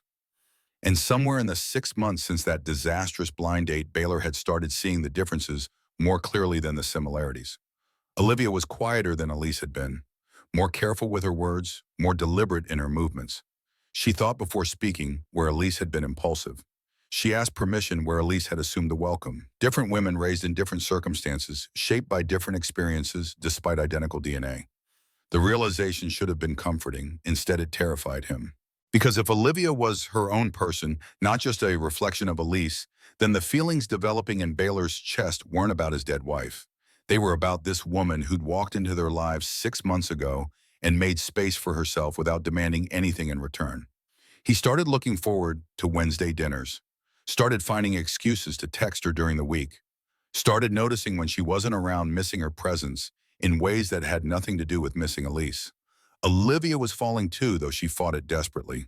She'd moved to Columbus, searching for a sister, and instead found herself gravitating toward a family that wasn't supposed to be hers. Clara had wrapped herself around Olivia's heart so completely that leaving now would feel like abandonment. And Baylor, with his quiet strength and terrible dad jokes and the way he built a life from grief without letting it destroy him, was everything she hadn't known she wanted. But wanting felt like betrayal. What kind of person fell for her dead twin's husband? What kind of person stepped into a life that belonged to someone else? Olivia told herself she'd maintain distance, that she'd be Clara's aunt and nothing more. But then Baylor would smile at her over dinner, or touch her hand when passing dishes, or look at her in a way that suggested he was seeing Olivia and not Elise, and maintaining distance became impossible. By June, 6 months after that first meeting in the park, the tension between them was obvious. Lingering looks, carefully maintained physical distance that spoke to awareness of attraction, conversations that went deeper than necessary, revealing vulnerabilities neither intended to share. Clara noticed, 9 years old and already understanding the unspoken dynamics between adults. She started manufacturing situations that left Baylor and Olivia alone together. Sleepovers at friends' houses, sudden homework emergencies that required extended kitchen table sessions while Clara worked in her room. One evening in mid-June, Clara announced she was spending the night at Maggie's house. Baylor agreed without thinking, and only realized after she'd left that he'd be alone with Olivia for the first time since she'd started coming over regularly. They cooked dinner together. Pasta with vegetables because it was easy, and neither of them had to think too hard. The kitchen felt smaller without Clara's chatter filling the space. Every accidental touch of hands reaching for the same utensil sparked awareness that was becoming harder to ignore. They ate in the dining room instead of the kitchen, sitting across from each other at the table where Baylor and Elise used to eat, where Clara did homework, and they played board games on Friday nights. Olivia looked at home there, comfortable in a space that had once belonged exclusively to his nuclear family. "Can I ask you something?" Olivia's voice was careful. "You can ask me anything. When you look at me now, do you still see Elise?" The question hung between them. Baylor set down his fork, met her eyes directly. Sometimes, less than before. Mostly I see you. What does that mean? Mostly it means I'm starting to understand the differences, the way you think before speaking, the way you're always asking permission instead of assuming, the way you hum off key when you're cooking. Olivia's cheeks flushed slightly. I didn't know I did that. You do. It's terrible. Elise had a terrible singing voice too, but yours is worse in completely different ways. She laughed and the tension eased fractionally. I'll take that as a compliment. You should. It means I'm seeing you as your own person, not just a copy of someone else. Is that good or bad? The question felt loaded with meaning. Neither of them was ready to articulate. Baylor picked up his fork again, studying the pasta like it held answers. I don't know yet. Ask me in another 6 months. They cleaned up together. Baylor washed Olivia dried. The domestic routine felt dangerously comfortable, like they'd been doing this for years instead of months. Their hands brushed passing dishes. Olivia's shoulder touched his arm when she reached past him for a towel.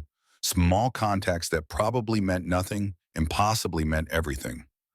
I should go. Olivia hung the dish towel over the oven handle, suddenly nervous. It's getting late. It's 8:30. Still, I don't want to overstay my welcome. You're not. But if you want to leave, that's fine too. She didn't leave. Instead, they moved to the living room, sitting on opposite ends of the couch with careful distance between them. Baylor turned on the TV without paying attention to what was playing. Some nature documentary.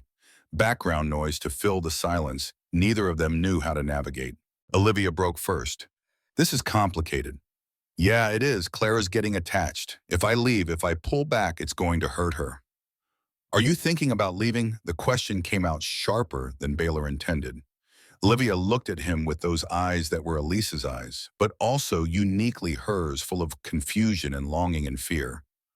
I don't want to, but I'm scared of what happens if I stay. What do you think happens, whatever this is between us? I'm falling for you, Baylor. And I don't know if that's real or if I'm just projecting my need for family onto the only people connected to my sister. His heart hammered against his ribs. She'd said it out loud, articulated the thing they had both been dancing around for months. What if it's both? What if it's real and also connected to Elise? Does that make it less valid? I don't know. I just know that falling in love with my dead twin's husband feels like the worst kind of betrayal. Even if that's what Elise would have wanted. For both of us to be happy. Olivia's eyes filled with tears. How do you know what Elise would have wanted? She's been gone for 3 years. People change. Maybe if she knew I existed, she'd hate this. Hate me being here, taking her place. You're not taking her place. You're making your own place. Am I? Or am I just convenient, a way for you to pretend you got your wife back? The accusation stung because it had been true at first in those early days when Baylor couldn't see past the physical resemblance. But it wasn't true anymore. Couldn't be true when he'd spent 6 months learning who Olivia was beneath the familiar features. That's not fair, isn't it? Be honest, Baylor. When you look at me, when you think about me, how much of what you feel is about me and how much is about missing Elise? He wanted to say all of it was about Olivia, that he'd completely separated the two women in his mind. But honesty demanded he acknowledge the complicated truth. I don't know how to untangle it. Yeah, there's part of me that responds to the familiarity. But there's also part of me that responds to you specifically. The way you are with Clara. The way you've honored Elise's memory without trying to replace her. The way you make me laugh. Those things are yours, not hers. But you can't be sure. You can't promise that what you're feeling is real and not just transference or grief or loneliness. No, I can't promise that. The admission sat between them, heavy with implication. Olivia wiped her eyes with the back of her hand. Then we can't do this. I can't be someone's maybe. I can't spend my life wondering if you're seeing me or seeing her ghost. What are you saying? I'm saying I need distance. From you, at least. I'll still see Clara if that's okay. But I can't do these dinners, these family moments. Not when they're making me want things I shouldn't want. Baylor felt panic rise in his chest. Don't pull away because you're scared. I'm not pulling away because I'm scared. I'm pulling away because staying is only going to hurt more when this inevitably falls apart. She stood, grabbed her jacket from the coat rack. Baylor followed her to the door, desperate to say something that would make her stay, but not knowing what words could possibly bridge the gap between them. Olivia's hand was on the doorknob when she turned back. I love you. Not the idea of you, not the connection to my sister. You, the way you are with Clara, the way you've kept Elise alive without letting grief destroy you, the way you make me feel like I finally found where I belong. But I can't love you if you're not sure you love me back. I do love you. The words came out before Baylor had fully processed them. Then tell me that when you see me, you see Olivia. Not Elise, not some second chance at what you lost. Me. He opened his mouth, closed it. The truth stuck in his throat because he couldn't be completely certain, couldn't promise with absolute conviction that his feelings weren't tangled up with missing Elise, with the comfort of familiar features, with the desperate desire to recapture something that was lost forever. The silence was answer enough. Olivia's face crumpled. I thought so. She opened the door, stepped into the June evening. Warm air rushed in, carrying the smell of cut grass and summer beginning. I'll call Clara tomorrow. Set up a time to see her that doesn't involve you being there. Wait, Olivia paused but didn't turn around. I'm sorry. I'm so sorry I can't give you the certainty you deserve. Me too. She walked to her car and Baylor stood in the doorway, watching her leave, wanting to run after her, but not knowing what he'd say if he caught her. The taillights disappeared around the corner, and he was alone in the house that suddenly felt too empty, despite being full of his daughter's things, Elise's photos, all the accumulated evidence of lives lived. He just lost something important. Not the same as losing Elise, but still significant, still painful. And the worst part was knowing it was his own uncertainty that had driven her away, his inability to separate his feelings for two women who shared a face but were entirely different people. Baylor closed the door and stood in the quiet house, wondering if he'd just made the biggest mistake of his life. His phone buzzed. A text from Olivia. Tell Clara I love her. Tell her I'm sorry. Tell her sometimes people need space, even when they don't want it. He stared at the message, at the finality in those words. Then he went upstairs to his bedroom, lay down on the bed he used to share with Elise, and let himself fall apart. Not the same kind of grief as before, but grief nonetheless. For what might have been. For the family they'd almost formed. For the woman who looked like his wife, but was entirely her own person, who he'd started loving without fully understanding it until she walked away. The house felt different without Olivia. Quieter, emptier, wrong in ways Baylor couldn't articulate. Clara noticed immediately when she came home the next morning, her expression shifting from happy to confused to devastated, as Baylor explained that Olivia needed space, that she'd still see Clara, but not as often, that sometimes adults needed distance to figure things out. His daughter cried. Baylor held her and felt like the worst kind of failure. He'd let someone into their lives, let Clara get attached, and then let his own confusion drive that person away. All his promises about protecting his daughter, about not letting anyone hurt her, and he'd been the one to create this situation. But even in the midst of that pain, Baylor knew Olivia had been right to leave. She deserved certainty, deserved someone who loved her for herself, not as an echo of someone else. And until he could offer that, until he could look at her and see only Olivia, without the ghost of Elise hovering in his peripheral vision, he had no right to ask her to stay. Part 2 complete in 3:15 words. I need to continue to reach 5,000 words. Let me add more content while maintaining the anti-repetition requirements and deepening the emotional complexity. The days after Olivia left developed their own particular emptiness.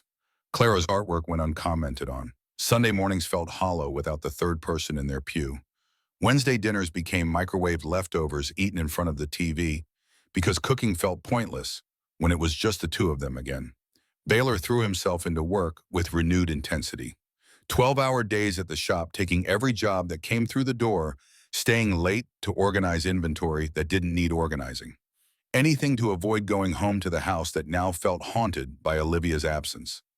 Boston showed up unannounced on a Tuesday evening, letting himself in with the key Baylor had given him years ago. He found his best friend sitting in the dark living room, staring at nothing. Sarah told me what happened, that Olivia's been avoiding you for 2 weeks. Baylor didn't look up. She's not avoiding me. She's protecting herself. There's a difference. From what? From having feelings for you, from being a replacement she never asked to be.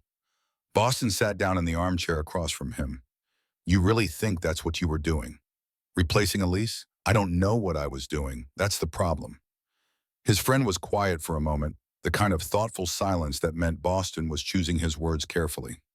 Can I tell you something you are not going to want to hear? When has that ever stopped you? You're punishing yourself. You're so terrified of moving forward, so guilty about the idea of being happy again, that you've convinced yourself your feelings for Olivia aren't real. That's not what happened, isn't it? You spent 6 months building a relationship with her. I've watched you light up when she texts. I've seen the way you look at her when you think nobody's noticing. And the second she asks you to be certain to commit, you freeze up. Because I can't be certain. Because every time I look at her, I see Elise's face and I don't know if what I'm feeling is real or just grief playing tricks on me. Boston leaned forward. Here's the thing, man. Olivia doesn't have Elise's mannerisms. She doesn't have her voice or her laugh or her way of moving through the world. The only thing they share is a face. So if you're falling for Olivia despite all those differences, doesn't that tell you something? The observation landed hard. Baylor had been so focused on the physical resemblance that he discounted everything else. All the ways Olivia was fundamentally different from Elise. It tells me I'm confused. Or it tells you that you're capable of loving two different women who happen to share DNA. That's not betrayal. That's not replacement. That's just being human. Clara appeared at the top of the stairs, pajama-clad and clearly having been listening. She came down slowly, sat on the couch beside her father. Uncle Boston's right. You're being dumb about this. Thanks, kiddo. Real supportive. I'm serious, Daddy. Olivia's not Mom, I know that. You know that. Even Olivia knows that. But you're so worried about forgetting Mom that you won't let yourself love anyone new. The accusation from his 9-year-old daughter cut deeper than Boston's observation. Baylor looked at Clara, saw Elise's determination in her expression, and felt something shift in his understanding. Mom told me something before she died. Clara's voice was small but steady. I was only 6, but I remember. She said love doesn't run out. She said we have enough love in our hearts for lots of people, and loving new people doesn't make us love old people any less. Tears burned in Baylor's eyes. He pulled his daughter close, overwhelmed by her wisdom, her ability to understand things he was still struggling with. When did you get so smart? I've always been smart. You just don't listen. Boston stood up. I'm going to leave you two alone. But Baylor, seriously, figure this out. Don't let fear cost you something good. After his friend left, Baylor sat with Clara in the dark living room. She leaned against him, solid and real, and spoke with the clarity of someone who'd already processed grief in ways he was still learning. I miss Olivia. I know she's my aunt, and she'll still see me, but I miss having her here. Miss the way she braids my hair and asks about school and doesn't treat me like I'm just a kid. I miss her too, sweetheart. Then why'd you let her leave? How did he explain adult complications to a 9-year-old? How did he articulate the guilt and confusion and fear that came with loving someone new when the first person still occupied so much space in his heart? Because I wasn't ready. Because I couldn't promise her things she deserved to hear. Are you ready now? The question demanded honesty. Baylor thought about the past 2 weeks, the emptiness of Wednesday dinners, the way he reached for his phone to text Olivia before remembering she'd asked for distance, the hollow feeling in his chest that was different from grieving Elise, that was specifically about missing Olivia's presence in their lives. Maybe, I don't know, I need to think. Clara pulled back to look at him directly. While you're thinking, Olivia's out there thinking you don't actually care about her, that she's just convenient. You need to figure this out fast, Daddy, before she decides it's not worth waiting for. His daughter was right. Again.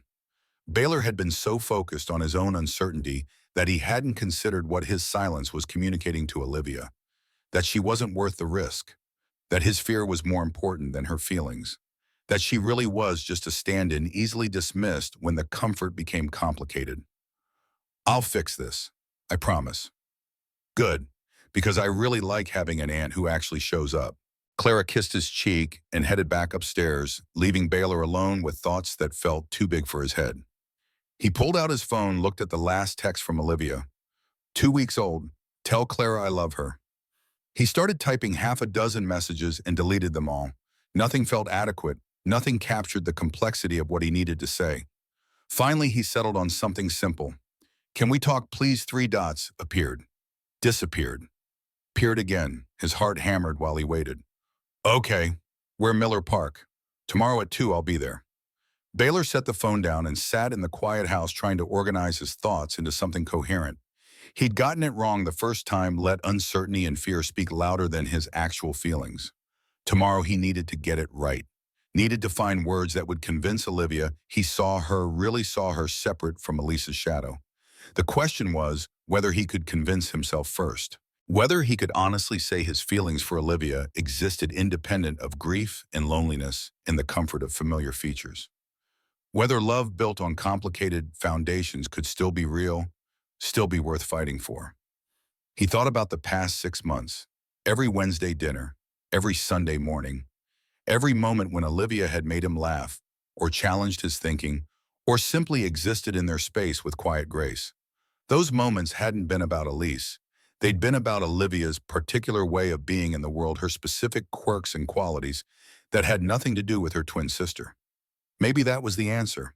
Not that his feelings existed in some pure, uncomplicated form separate from the past, but that they'd grown despite the past because of who Olivia was beneath the familiar face. That seemed more honest than claiming total separation, more real than pretending grief and loss hadn't shaped the context of their meeting. Tomorrow he'd tell her that.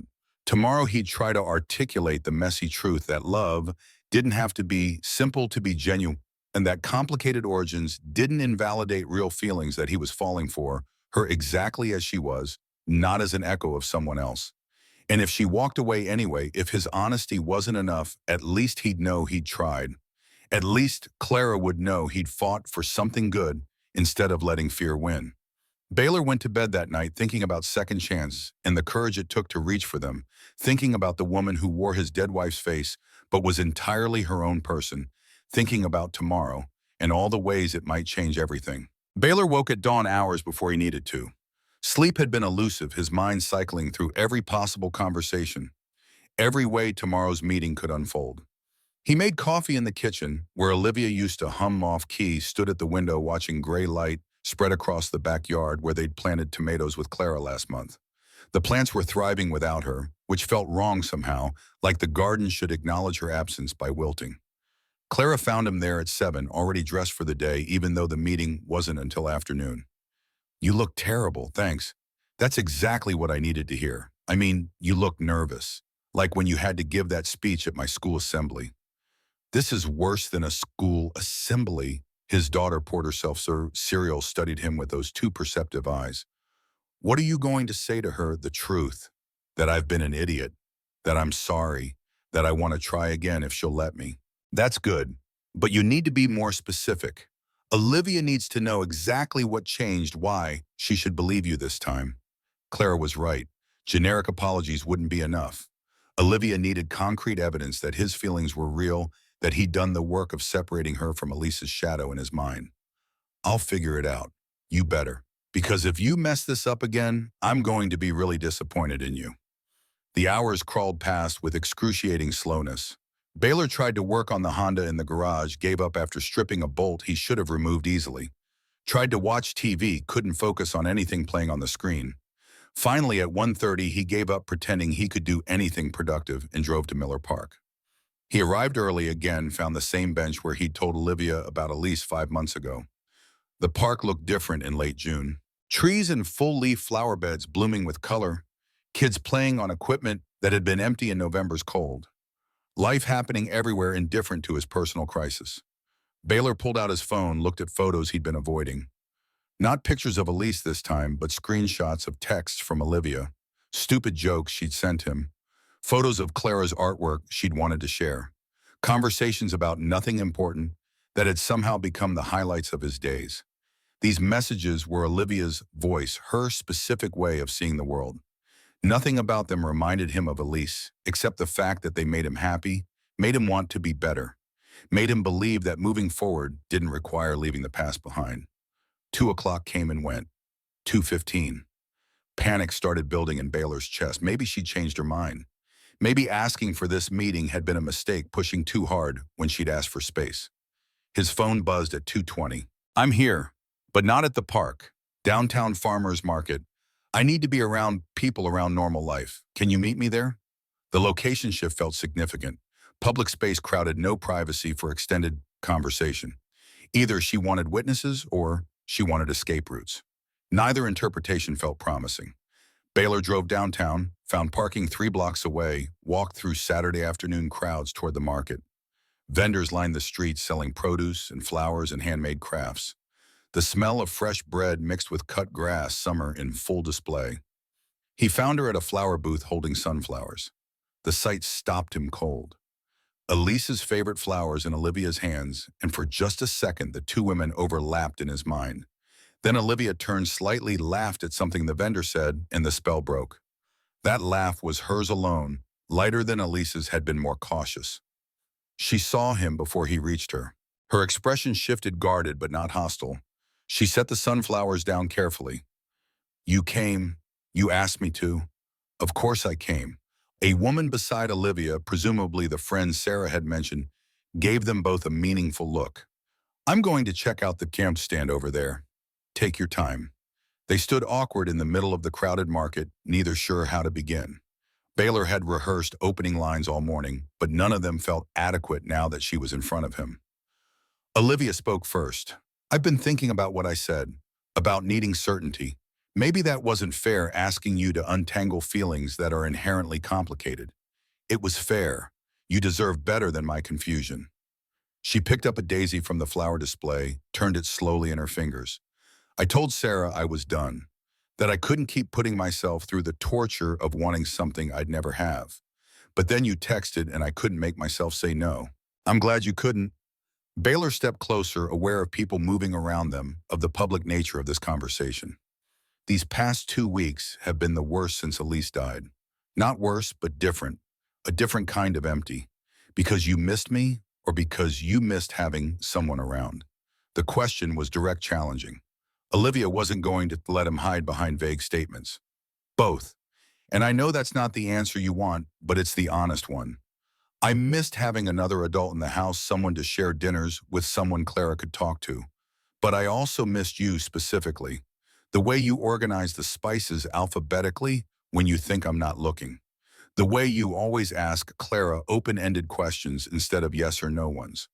The way you scrunch your nose when you're reading something confusing. Those are small things. Small things add up to knowing someone, to caring about them as a specific person, not just a convenient presence." Olivia set the daisy down, met his eyes directly. "When you look at me right now, what do you see?" The question felt like a test, one final chance to get this right or lose her forever. "I see someone who's been searching her whole adult life for family and found it in the most complicated way possible. I see someone brave enough to walk into a stranger's house and build relationships with people who were too broken to make it easy. I see someone who braids my daughter's hair and makes terrible cookies and hums off key without realizing it." He paused, making sure she heard every word. "I see Olivia, not Elise, not a replacement or a second chance. You. And yeah, sometimes I still get hit with the resemblance, and it throws me. But that's becoming less about missing Elise and more about being grateful that her twin sister found us." Tears gathered in Olivia's eyes. "How do I know you mean that? How do I know you won't wake up 6 months from now and realize you made a mistake? You don't. That's what faith is. Believing in something without certainty, trusting that feelings are real even when you can't prove them scientifically." A small smile broke through her tears. "That's a terrible argument. It's the only argument I have. I can't promise you certainty because life doesn't work that way. But I can promise you honesty. I can promise I'll tell you when I'm struggling, when the grief hits, when I need space to process. I can promise I won't pretend things are simpler than they are." "What are you asking for, Baylor?" "Another chance, a relationship." "What exactly do you want?" The question demanded clarity he'd been avoiding. But standing in the farmer's market, surrounded by strangers buying vegetables, watching this woman who'd become essential to his happiness, without him fully realizing it, Baylor knew exactly what he wanted. Everything. "I want Wednesday dinners and Sunday mornings and Clara's soccer games with you cheering from the sidelines. I want to figure out how to build something new that honors what came before without being trapped by it. I want to try this, really try, with all the mess and complication that comes with it." Olivia wiped her eyes with the back of her hand. "What if it's too hard? What if the ghost of my sister is always between us, then we figure it out together? But I don't think she's between us anymore.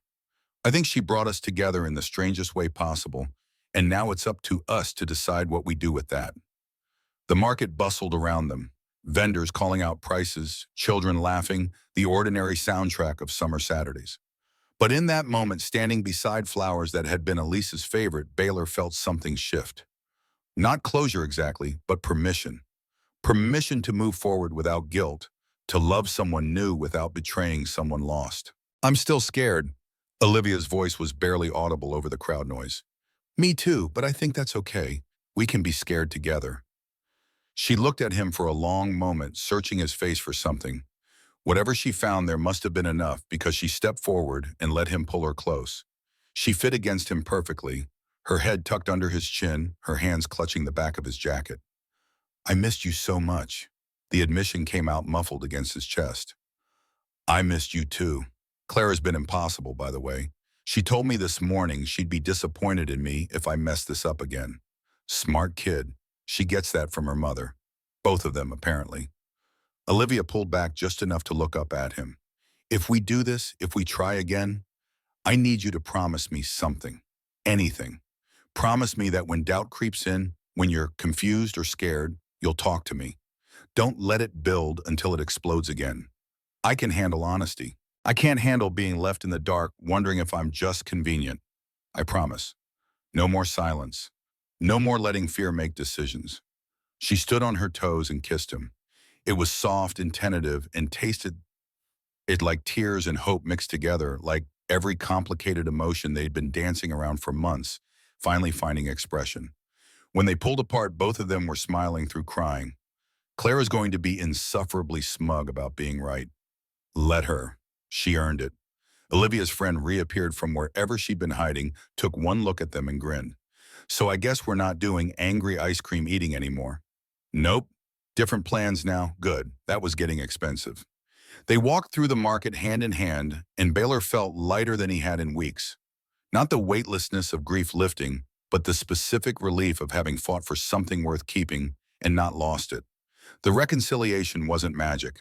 They didn't suddenly exist in uncomplicated bliss, but they tried deliberately and carefully to build something real. Olivia came over for dinner that week, and Clara launched herself at her aunt with enough force to nearly knock them both over.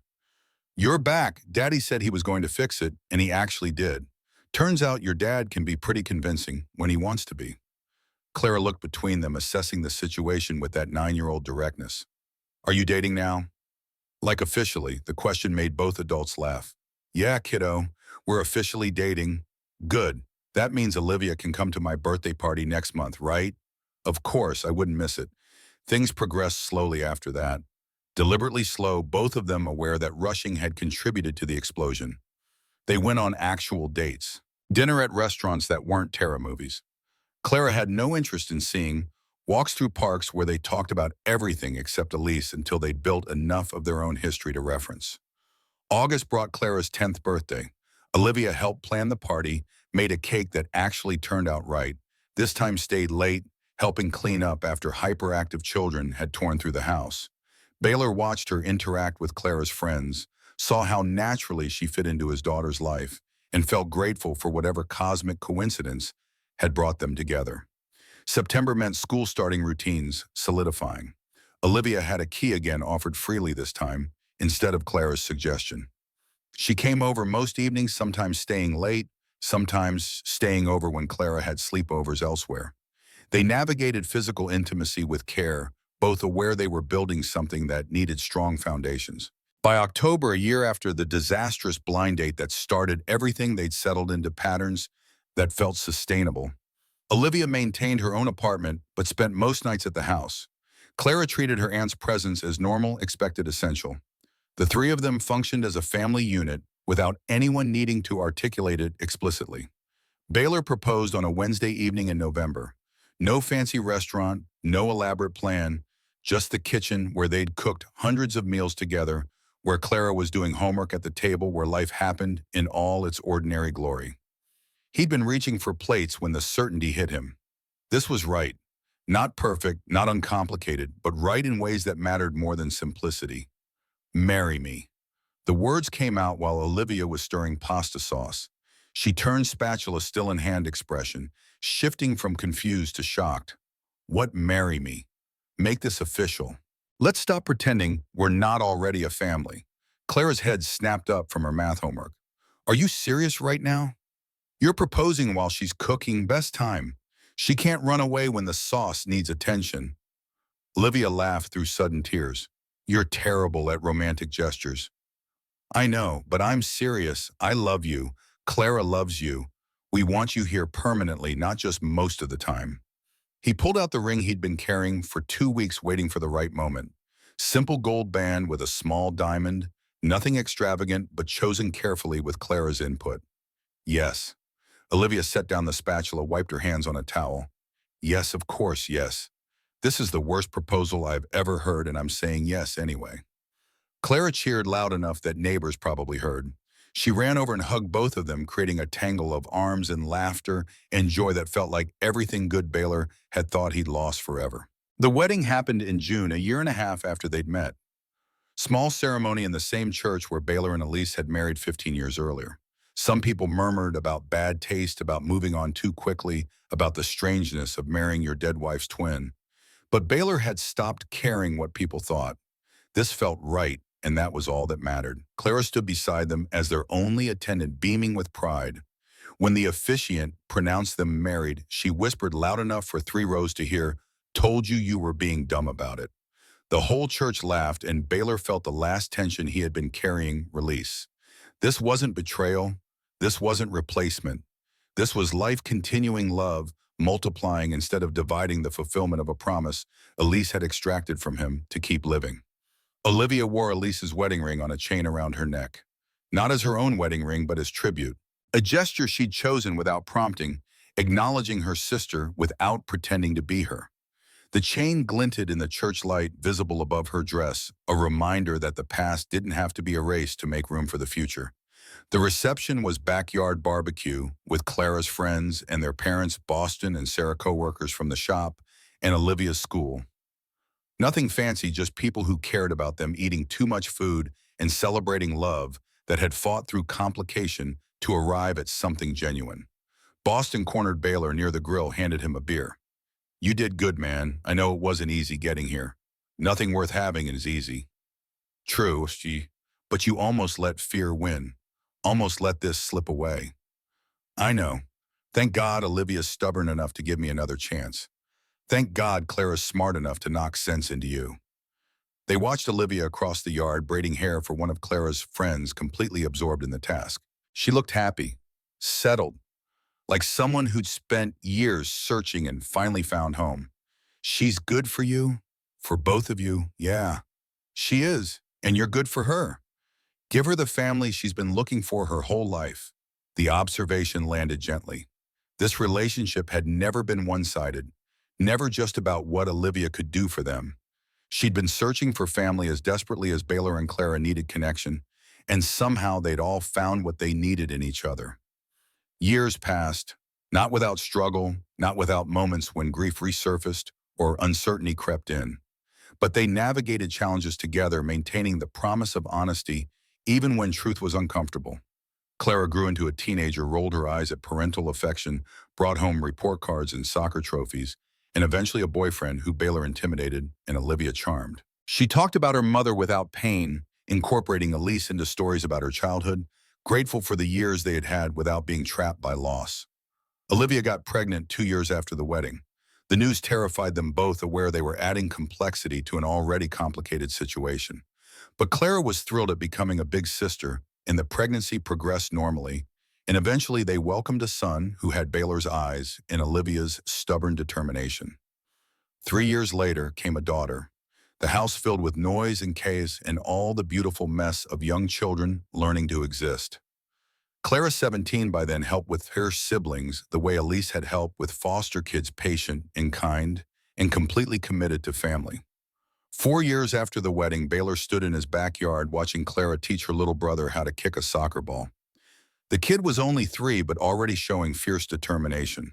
Olivia came up beside him, 6 months pregnant with their third child, her hand finding his automatically. What are you thinking about? How lucky I am. How close I came to missing all of this because I was too afraid to let myself heal. She leaned her head against his shoulder, comfortable in a way that had taken years to achieve. Do you think Elise would approve?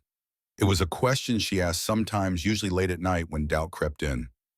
Baylor had learned to recognize it for what it was, not insecurity about their relationship, but a sister's hope that she was honoring someone she'd never known.